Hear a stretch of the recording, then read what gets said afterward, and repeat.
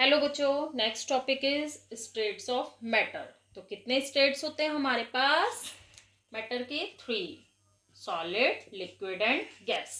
तो अब हम इसमें पढ़ेंगे difference between solid, liquid and gas. 3 states of matter की डिफरेंस पढ़ेंगे।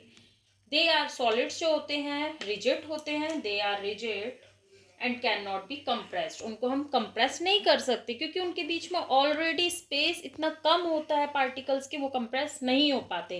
They are not rigid and can be compress to a little extent. ये रिजिड नहीं होते और इसको हम थोड़ा सा कंप्रेस कर सकते हैं एज कम्पेयर टू सॉलिड, क्योंकि इनमें थोड़ा सा स्पेस ज़्यादा होता है सॉलिड से।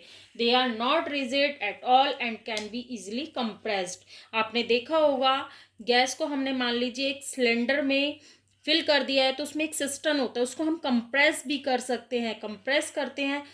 आपने देखिए एक example CNG, compressed natural gas, already इसमें दिया हुआ है कंप्रेस करके, तो इसको हम ज़्यादा कंप्रेस कर सकते हैं as compare to liquid and solid, और ये रिजिड नहीं होते।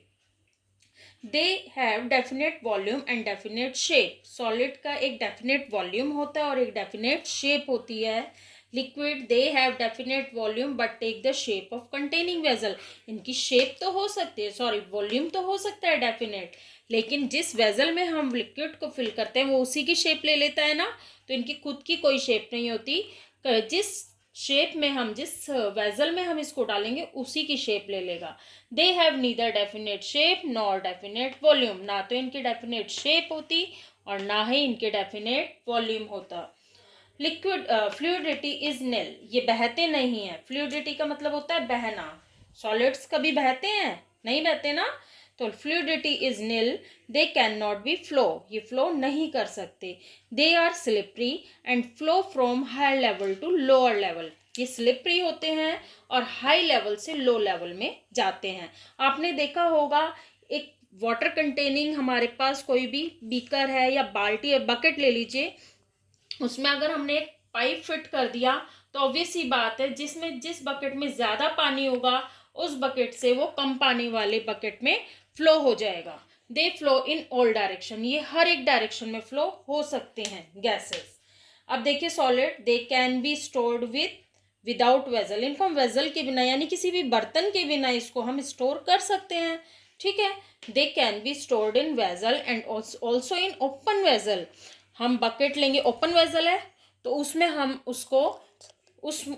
हम उसको स्टोर करेंगे, और गैसेस के साथ उल्टा है, इसके लिए हमें क्लोज वेजल लेना पड़ेगा। They can be stored in a close vessel.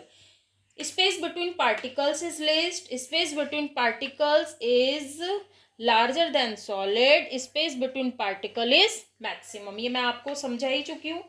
Intermolecular forces maximum. इनके बीच में मॉलिक्यूल्स, पार्टिकल्स के बीच में बहुत ज़्यादा फोर्स होता है, तभी तो ये सॉलिड है। Intermolecular force is lesser than in solid and higher than gas. Intermolecular force is maximum. इसमें इंटरमोलिकुलर फोर्स मिनिमम बहुत कम होती है, तभी तो इसके पार्टिकल्स अलग अलग भागते हैं। ओके।